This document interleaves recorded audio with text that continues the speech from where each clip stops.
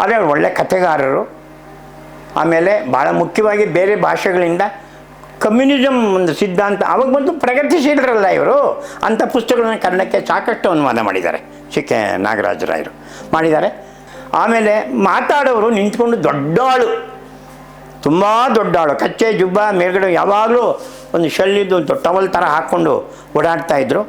ಓಡಾಡ್ತಾ ಇದ್ದಾನೆ ಇದ್ರು ಅವರು. ಕೆ ನಾಗರಾಜರಾಯರ ಕಾದಂಬರಿ ಕುರಿತು ಎಲ್ಲೋ ಲೇಖನ ಬರೀಬೇಕಾಗಿತ್ತು, ಒಂದು ಲೇಖನ ಬರೆದುಬಿಟ್ಟಿದ್ದೆ.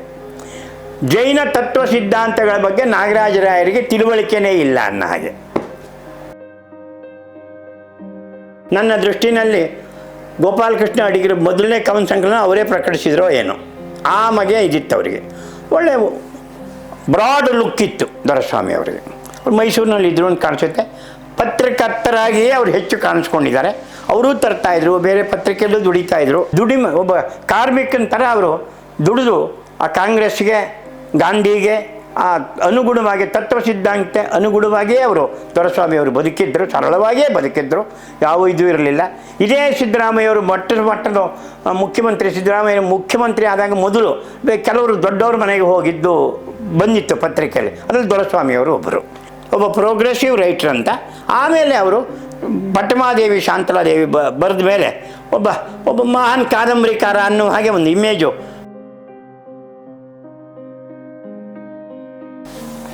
ಚಾಚಾ ಮಾಳ್ವಾಡ್ರು ಮತ್ತು ಶಾಂತಾದೇವಿ ಮಾಳ್ವಾಡ್ರು ಇಬ್ಬರು ದಂಪತಿಗಳು. ನಾವು ನನಗೆ ಸಿಕ್ಕಿರೋರೆಲ್ಲ ಈ ಥರನೇ. ಧಾರವಾಡದಲ್ಲಿ, ಉತ್ತರ ಕರ್ನಾಟಕದಲ್ಲಿ ಕನ್ನಡದ ಪ್ರತಿಷ್ಠೆಗೋಸ್ಕರ ಹೋರಾಡಿದಂಥ ಮಹಾನುಭಾವ. ಭಾಳ ಅವ್ರು ನೋಡಿದರೆ ನೆನಪಿಗೆ ನಾನು ಮಾಡಿದ್ರೆ ಒಂದು 3.5-4 ಅಡಿಗಿಂತ ದೊಡ್ಡವರಲ್ಲ, ಕುಳ್ಳ ಇದ್ದರು. ಭಾಳ ಕನ್ನಡಕ್ಕಾಗಿ ಅವರ ಕೊಡುಗೆ ಭಾಳ ದೊಡ್ಡದು. ಅವರು ಮಹಿಳೆಯಾಗಿ ಆ ಭಾಗದ ಬಗ್ಗೆ ತುಂಬ ಬರವಣಿಗೆ, ಅವರು ಸಾಯುವವರೆಗೂ ಕೂಡ ಶಾಂತಾದೇವಿಯವರು ಬರವಣಿಗೆಯನ್ನು ಮಾಡ್ಕೊಂಡು ಬಂದಿದ್ದಾರೆ. ಆಮೇಲೆ ಬಹಳ ಒಳ್ಳೆಯ ಕೂತ್ಕೊಂಡು ಸೊಗಸಾಗಿ ಶರಣರ ಬಗ್ಗೆ ಮಾತಾಡ್ತಾಯಿದ್ರು ಅವರು. ಶರಣರ ಬಗ್ಗೆಯೂ ಬರೆದಿದ್ದಾರೆ, ಮಹಿಳೆಯರ ಬಗ್ಗೆಯೂ ಬರೆದಿದ್ದಾರೆ. ಅವರು ಒಬ್ಬ ಗಂಭೀರವಾದ ಬರಹಗಾರ್ತಿ ಅಂತ ನನ್ನ ಭಾವನೆ. ಗಂಡ ಹೆಂಡತಿರಿಬ್ಬರು ಸಮಾನವಾಗಿ 50-50 ಅನ್ನೋ ಹಾಗೆ ಅವರು ಸಮಾನವಾದ ಬದುಕನ್ನು ನಡೆಸಿ ಅವರು ಇಬ್ಬರು ಕೂಡ ಹೊರಟು ಬಿಟ್ರು ಅನ್ನೋದು ನೆನಪು ಮಾಡ್ಕೊತೀನಿ.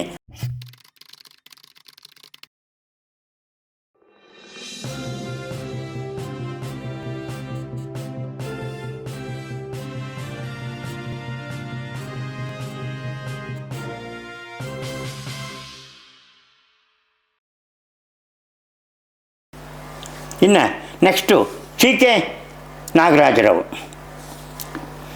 ಈ ಕೆ ನಾಗರಾಜರಾವ್ ನನಗೆ ಹತ್ತಿರವಾಗಿದ್ದು, ನಾನು ಅವ್ರಿಗೆ ಹತ್ತಿರವಾಗಿದ್ದು ಅವರ ಪಟ್ಟಮಾದೇವಿ ಶಾಂತಲಾದೇವಿ ಅಂತ ಬಹುಶಃ ಆಗ ಮೊದಲಿಗೆ ಒಂದು 4 ಸಂಪುಟದಲ್ಲಿ, ಆಮೇಲೆ 2 ಸಂಪುಟದಲ್ಲಿ, ಆಮೇಲೆ ಒಂದೇ ಸಂಪುಟದಲ್ಲಿ ಬಹುಶಃ 2,500-3,000 ಪುಟದ ಕಾದಂಬರಿ ಅದು ಬರೆದ್ರು. ಪಟ್ಟಮಾದೇವಿ ಶಾಂತಲಾದೇವಿ. ಅದಕ್ಕೆ ಮೊದಲನೇ ಸರಸ್ವತಿ ದೇವಿ ಪ್ರಶಸ್ತಿ ಬಂದಿದ್ದು. ಆಮೇಲೆ ಭೈರಪ್ಪನವ್ರಿಗೆ ಬಂದಿದ್ದು ಸರಸ್ವತಿ ಸಮ್ಮಾನ್. ಆ ಜ್ಞಾನಪೀಠ ಪ್ರಶಸ್ತಿ ಅವರೇ ಅಲ್ಲ, ಅದಕ್ಕಿಂತ ಜಾಸ್ತಿ. ಅದು ಗೊತ್ತಿಲ್ಲ ನಾಡಿಗೆ, ಕನ್ನಡಿಗರಿಗೆ. ಸರಸ್ವತಿ ಸಮ್ಮಾನ್ ಜ್ಞಾನಪೀಠಕ್ಕಿಂತ ಹೌದು. ಜ್ಞಾನಪೀಠ ಪ್ರಶಸ್ತಿ 7 ಲಕ್ಷ, ಈ ಸರಸ್ವತಿ ಸಮ್ಮಾನ್ 10 ಲಕ್ಷ. ಅದು ಯಾಕೆ ಅಂತಂದರೆ ಅದು ಯಾಕೋ ಅಷ್ಟು ಪ್ರಚಾರ ಆಗಿಲ್ಲ, ಅಥವಾ ದೊಡ್ಡವರಿಗೆ ಇನ್ಯಾರು ಕೊಟ್ಟಿದ್ರೆ ನೋಡಿ, ದೊಡ್ಡವರು ಕೊಡೋದ್ರಿಂದ ಏನಾಗುತ್ತೆ ಅಂದರೆ ಅದು ಹೆಸರು ಉಳಿಯುತ್ತೆ ಅಂತ ಅಷ್ಟೇ. ಅದು ಆ ಥರ ಆಗಲಿಲ್ಲ. ಅದು ಸ್ವಲ್ಪ ಅದು ಲಘುವಾಗಿ ತೊಗೊಂಡ್ಬಿಟ್ಟಿದ್ದಾರೆ ಎಲ್ಲರೂ ಅಂತ ಅಂದ್ಕೋತೀನಿ ನಾನು. ಅಥವಾ ಬೇರೆ ಏನಾದ್ರು ಅದಕ್ಕೆ ಒತ್ತಡಗಳಿವೆಯೋ ಏನೋ ಗೊತ್ತು. ಯಾಕೆಂದರೆ ವೀರಪ್ಪ ಇಲ್ಲಿಗೂ ಕೊಟ್ಬಿಟ್ರು, ಅಲ್ಲಿಗೆ ಹೋದದ್ದು, ಅಲ್ಲಿ ದೊಡ್ಡ ಅಲ್ಲಿ ಅದು. ಆದ್ದರಿಂದಲೇ ನಮ್ಮ ಭೈರಪ್ಪನವ್ರಿಗೆ ಬಂದಾಗಲೂ ಅದು ಗಾಂಭೀರ್ಯವನ್ನು ಕಳ್ಕೊಂಡದ್ದಕ್ಕೆ ಕಾರಣ ಇಲ್ಲಿಗೆ ಬಂದದ್ದು ಅಷ್ಟೆ, ವೀರಪ್ಪ ಮೊಯ್ಲಿಯವ್ರಿಗೆ ಬಂದದ್ದು. ಹೌದು. ಸೊ ಈ ಕಾರಣಕ್ಕಾಗಿ ಅದು ಮೊದಲು ತಂದವರು ಕನ್ನಡಕ್ಕೆ ಕೆ ನಾಗರಾಜರು.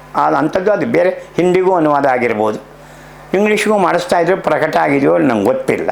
ಆದರೆ ಅವರು ಒಳ್ಳೆ ಕಥೆಗಾರರು. ಆಮೇಲೆ ಭಾಳ ಮುಖ್ಯವಾಗಿ ಬೇರೆ ಭಾಷೆಗಳಿಂದ ಕಮ್ಯುನಿಸಮ್ ಒಂದು ಸಿದ್ಧಾಂತ ಅವಾಗ ಬಂದು ಪ್ರಗತಿಶೀಲರಲ್ಲ ಇವರು. ಅಂಥ ಪುಸ್ತಕಗಳನ್ನ ಕನ್ನಡಕ್ಕೆ ಸಾಕಷ್ಟು ಅನುವಾದ ಮಾಡಿದ್ದಾರೆ ಕೆ ನಾಗರಾಜರಾಯರು ಮಾಡಿದ್ದಾರೆ.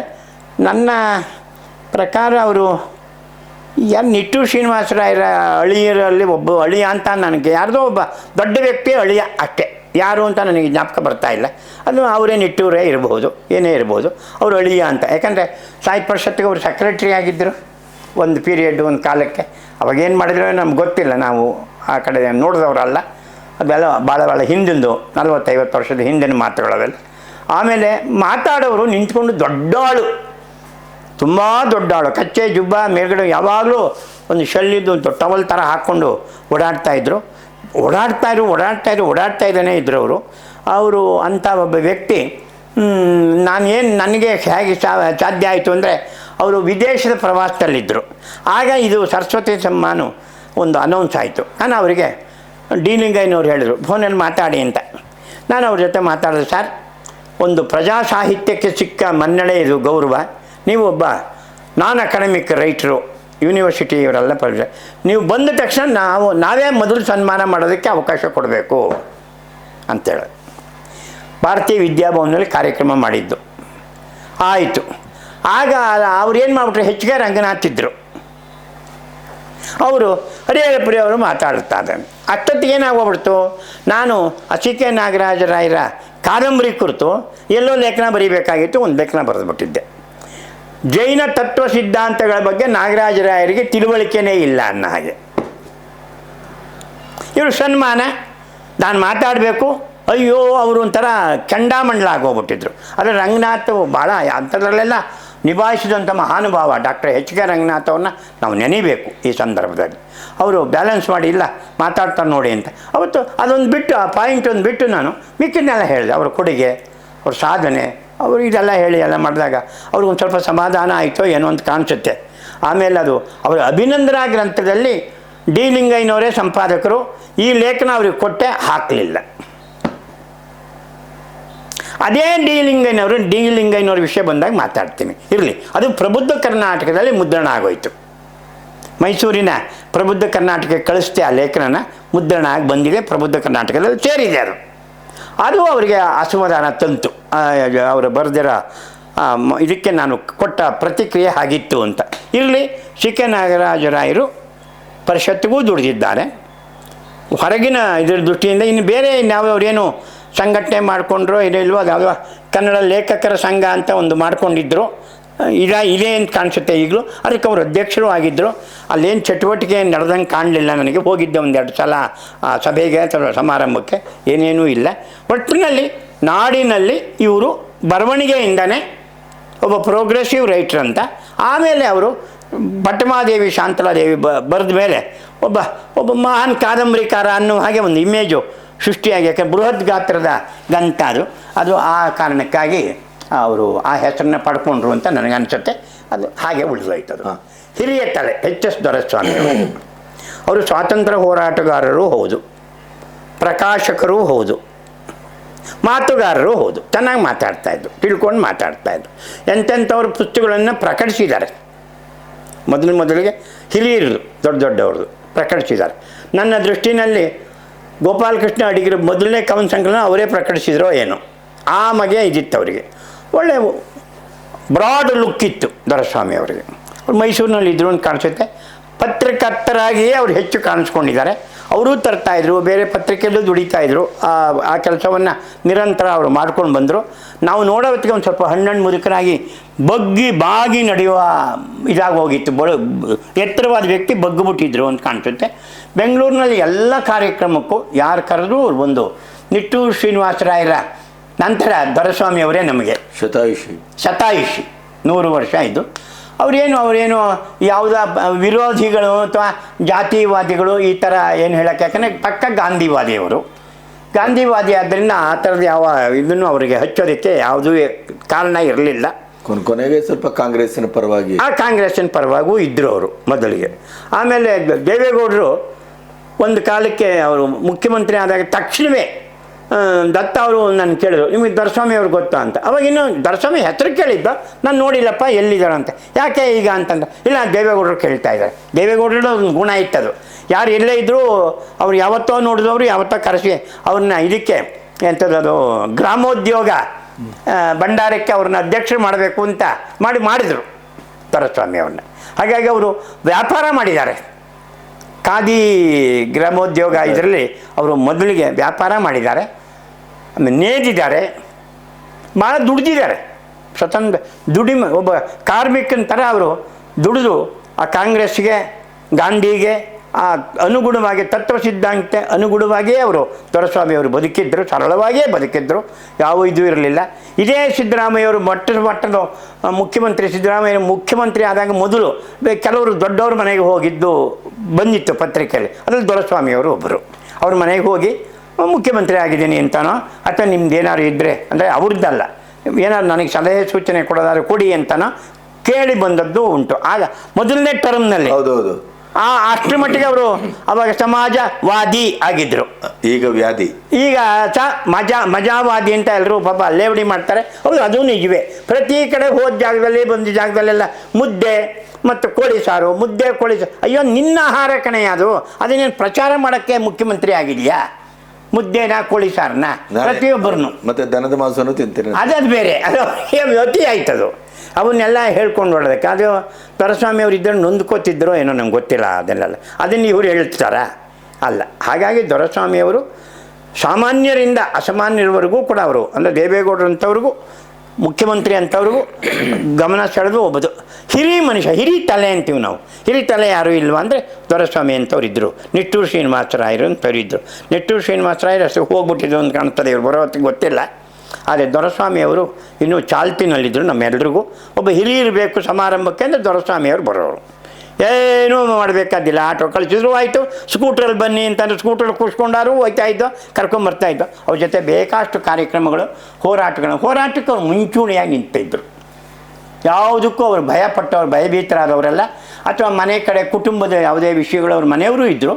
ನನ್ನ ಮನೆ, ನನ್ನ ಕುಟುಂಬ ಅಂತ ಯಾವತ್ತೂ ಕೂಡ ಅವರು ನರಳದವರು ಅಲ್ಲ. ಪತ್ರಿಕೆ ತಂದರು, ಪ್ರಕಾಶನ ಮಾಡಿದ್ರು, ಬರೆದ್ರು, ಬೇಕಾಷ್ಟು ಪುಸ್ತಕಗಳು ಬರೆದ್ರು, ಅವರ ಆತ್ಮಕಥೆಯನ್ನು ಪ್ರಕಟಿಸಿದ್ದಾರೆ. ಇಂಥ ಒಬ್ಬ ದೊರೆಸ್ವಾಮಿಯವರು ಸರಳ ಸಜ್ಜನರಾಗಿ ನಮ್ಮ ನಡುವೆ ಇದ್ದರು.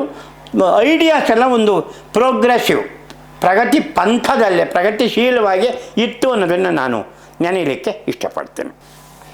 ಚಾಚಾ ಮಾಳ್ವಾಡ್ರು ಮತ್ತು ಶಾಂತಾದೇವಿ ಮಾಳ್ವಾಡ್ರು ಇಬ್ಬರು ದಂಪತಿಗಳು. ನಾವು ನನಗೆ ಸಿಕ್ಕಿರೋರೆಲ್ಲ ಈ ಥರನೇ. ಮೊದಲನೇ ದಂಪತಿಗಳು ನನಗೆ ಸಿಕ್ಕಿದ್ದು ತೀಟಾ ಶರ್ಮರು, ರಾಜಮ್ಮ ಅವರು, ತಿರುಮಲೆ ರಾಜಮ್ಮ ಅವರು. ಆಮೇಲೆ ಎರಡನೇ ದಂಪತಿಗಳು ಪಾಂಡುರಂಗರಾಯರು ಮತ್ತು ಶಕುಂತಲಾಬಾಯಿ ಪಾಂಡುರಂಗರಾಯರು. ಇವರು ಮೂರನೇ ದಂಪತಿಗಳು. ಚಾಚಾ ಮಾಳ್ವಾಡರು ಧಾರವಾಡದಲ್ಲಿ, ಉತ್ತರ ಕರ್ನಾಟಕದಲ್ಲಿ ಕನ್ನಡದ ಪ್ರತಿಷ್ಠೆಗೋಸ್ಕರ ಹೋರಾಡಿದಂಥ ಮಹಾನುಭಾವ. ಭಾಳ ಅವ್ರು ನೋಡಿದರೆ ನೆನಪಿಗೆ ನಾನು ಮಾಡಿದ್ರೆ ಒಂದು 3.5-4 ಅಡಿಗಿಂತ ದೊಡ್ಡವರಲ್ಲ, ಕುಳ್ಳ ಇದ್ದರು. ಭಾಳ ಕನ್ನಡಕ್ಕಾಗಿ ಅವರ ಕೊಡುಗೆ ಭಾಳ ದೊಡ್ಡದು. ನಾವು ಇಲ್ಲಿ ಕೂತ್ಕೊಂಡು ಹೇಗೆ ನಾವು ಯಾರು ಡಿ ಎನ್ ನರಸಿಂಹಾಚಾರ್ಯರು, ಟಿ ಎಂ ಶ್ರೀಕಂಠಯ್ಯನವರು ಅಂತ ದೊಡ್ಡ ದೊಡ್ಡ ಹೆಸರುಗಳೆಲ್ಲ ಹೇಳ್ತೀವಿ ನಾವು. ಆದರೆ ಅಲ್ಲೂ ಹಾಗೆ ಇದ್ದಾರೆ. ಉತ್ತರ ಕರ್ನಾಟಕದಲ್ಲೂ ಕೂಡ ಶ್ರೀ ಬಸವನಾಳರು, KG ಕುಂದಣಕಾರರು, ಗೊತ್ತಾಯ್ತಾ? ಅವರೆಲ್ಲರಿಗೂ ಮುಂಚೆ ಮೊದಲು ತಲೆ ಮಾಣಿಕ್ಯದ ಥರ ಇದ್ದವರು ಫಾಗು ಹಳಕಟ್ಟಿಯವರು. ಇನ್ನೂ ಅವರು ಹಿಂದಕ್ಕೂ ಇನ್ನೂ ದೊಡ್ಡ ದೊಡ್ಡವರು ಕನ್ನಡಕ್ಕಾಗಿ. ಹಳೆ ಮೈಸೂರಿನವ್ರಿಗಿಂತ, ಯಾಕಂದರೆ ಮಹಾರಾಜರ ಆಶ್ರಯ ಇಲ್ಲಿ. ಏನು ಮಾಡಿದ್ರು ಮಹಾರಾಜರು ಮುದ್ರೆ ಬೀಳಬೇಕಾಯಿತು. ಅಲ್ಲಿ ಯಾವುದೂ ಇಲ್ಲ. ಆ ಉತ್ತರ ಕರ್ನಾಟಕದಲ್ಲೆಲ್ಲ ಯಾವನೋ ಹೈದರಾಬಾದನ ನಿಜಾಮ ಏನೋ ಮಾಡ್ಕೊಂಡ್ರೆ ನಮಗೇನಾಗಬೇಕು ಅನ್ನೋ ಹಾಗೆ ಅವರು ಕನ್ನಡಕ್ಕಿದ್ದರು. ಎಂತೆಂಥ ಮಹಾತ್ಮರು ಬಂದಿದ್ದಾರೆ ಅಲ್ಲಿ ಅಂದರೆ ಅವ್ರ ಕೊಡುಗೆಯನ್ನು ಹೇಳಿದರೆ ಅದು ತುಂಬ ದೊಡ್ಡದಾಗ್ತದೆ. ಅವ್ರು ಯಾರನ್ನೂ ನಾವು ನೋಡಲಿಲ್ಲ. ನಾನು ನೋಡಿದ್ದು ಮಾಳ್ವಾಡ್ರು, ಅವ್ರ ಮೂಲಕ ಮಾಳ್ವಾಡ್ರು ನೋಡಿದ್ದೆ. ಕರ್ನಾಟಕ ವಿಶ್ವವಿದ್ಯಾನಿಲಯದಲ್ಲಿ ಹಿರೇಮಠರಿಗಿಂತ ಮುಂಚೆ ಚಾಚಾ ಮಾಳ್ವಾಡ್ರು ಅಲ್ಲಿದ್ದರು. ಅವರು ಬಹಳಷ್ಟು ಪುಸ್ತಕಗಳು ಬರೆದಿದ್ದಾರೆ, ಆತ್ಮಕಥೆಯನ್ನೂ ಬರೆದಿದ್ದಾರೆ. ಆಮೇಲೆ ಭಾಳ ಮುಖ್ಯವಾಗಿ ನನಗೆ ಕುವೆಂಪು ಅವ್ರನ್ನ ಸೆಳೆದವರು. ಯಾಕೆ ಅಂತಂದರೆ ಪಾವುಟೆಯವರು ಕಟ್ಟಿದ ಕನ್ನಡ ವಿಶ್ವವಿದ್ಯಾನಿಲಯದಲ್ಲಿ ಕುವೆಂಪು ಅವರು ಇಲ್ಲಿಂದ ಕರೆಸ್ಕೊಂಡು ಮಾಡಬೇಕು ಅಂದರೆ ಅವರು ಮಾಳ್ವಾಡ್ರ ಮನೆಯಲ್ಲಿ ಉಳ್ಕೊಂಡಿದ್ದರು. ಕುವೆಂಪು ಇದು ಭಾಳ ಮುಖ್ಯವಾದ ವಿಷಯ. ಹಾಗಾಗಿ ಮಾಳ್ವಾಡ್ರು, ಚಾಚಾ ಮಾಳ್ವಾಡ್ರು ಬರವಣಿಗೆಯಿಂದನೂ ದೊಡ್ಡವರು. ಆದರೆ ಇಂಥದ್ದೇ ಅವರು ಮಾನ್ಯುಮೆಂಟಲ್ ಕೃತಿ ಯಾವುದು ಅಂತ ಹೇಳೋಕ್ಕೆ ಆಗ್ತಾಯಿಲ್ಲ, ಅಷ್ಟು ಬರೆದಿದ್ದಾರೆ, ಮಾಡಿದ್ದಾರೆ. ಕನ್ನಡಕ್ಕಾಗಿ ಹೋರಾಟ, ಈ ಕನ್ನಡ ಚಳುವಳಿಯಿಂದ ಅಲ್ಲ, ಕನ್ನಡ ಉಳಿಬೇಕು ಅಲ್ಲಿ, ಕನ್ನಡ ವಿಶ್ವವಿದ್ಯಾನಿಲಯದಲ್ಲಾಗಲಿ ಅಥವಾ ಆ ಪರಿಸರದಲ್ಲಾಗಲಿ ಅಂತ ಹೋರಾಟ ಮಾಡಿದವರಲ್ಲಿ ಮಾಳ್ವಾಡ್ರು ಒಬ್ಬರು ಅನ್ನೋದರಲ್ಲಿ ಇದು ಅನುಮಾನವೇ ಇಲ್ಲ. ಆದರೆ ಅವರಿಗೆ ಸಿಗಬೇಕಾಗಿದ್ದ ಸ್ಥಾನಮಾನಗಳೆಲ್ಲ ಸಿಕ್ಕಿದ್ದು ಅವರ ಶ್ರೀಮತಿಯವರಿಗೆ, ಶಾಂತಾದೇವಿ ಮಾಳ್ವಾಡ್ರಿಗೆ. ಅವರು ಒಬ್ಬ ಸಾಹಿತ್ಯ ಪರಿಷತ್ತಿನ ಕೆಲವೇ ಬೆರಳೆಣಿಕೆಯ ಮಹಿಳಾ ಅಧ್ಯಕ್ಷರಲ್ಲಿ ಶಾಂತಾದೇವಿ ಮಾಳ್ವಾಡ್ರು ಒಬ್ಬರು. ಅವರೂ ಕೂಡ ಸಾಕಷ್ಟು ಬರವಣಿಗೆ ಮಾಡಿದ್ದಾರೆ. ತುಂಬಿದ ಮನಸ್ಸು, ತುಂಬಿದ ಬರವಣಿಗೆ ಅದು. ಅವನ್ನೇನು ಪ್ರಗತಿಶೀಲರು ಅಂತ ಕರೆಯಲಿಕ್ಕಾಗೋದಿಲ್ಲ ಅಥವಾ ಇನ್ನೊಂದು ಮಾಡಲಿಕ್ಕಾಗೋದಿಲ್ಲ. ಆದರೂ ಅವರು ಮಹಿಳೆಯಾಗಿ ಆ ಭಾಗದ ಬಗ್ಗೆ ತುಂಬ ಬರವಣಿಗೆ, ಅವರು ಸಾಯುವವರೆಗೂ ಕೂಡ ಶಾಂತಾದೇವಿಯವರು ಬರವಣಿಗೆಯನ್ನು ಮಾಡ್ಕೊಂಡು ಬಂದಿದ್ದಾರೆ. ಆಮೇಲೆ ಬಹಳ ಒಳ್ಳೆಯ ಕೂತ್ಕೊಂಡು ಸೊಗಸಾಗಿ ಶರಣರ ಬಗ್ಗೆ ಮಾತಾಡ್ತಾಯಿದ್ರು. ಅವರು ಶರಣರ ಬಗ್ಗೆಯೂ ಬರೆದಿದ್ದಾರೆ, ಮಹಿಳೆಯರ ಬಗ್ಗೆಯೂ ಬರೆದಿದ್ದಾರೆ. ಅವರು ಒಬ್ಬ ಗಂಭೀರವಾದ ಬರಹಗಾರ್ತಿ ಅಂತ ನನ್ನ ಭಾವನೆ. ಗಂಡ ಹೆಂಡತಿರಿಬ್ಬರು ಸಮಾನವಾಗಿ 50-50 ಅನ್ನೋ ಹಾಗೆ ಸಮಾನವಾದ ಬದುಕನ್ನು ನಡೆಸಿ ಅವರು ಇಬ್ಬರು ಕೂಡ ಹೊರಟುಬಿಟ್ರು ಅನ್ನೋದು ನೆನಪು ಮಾಡ್ಕೊತೀನಿ.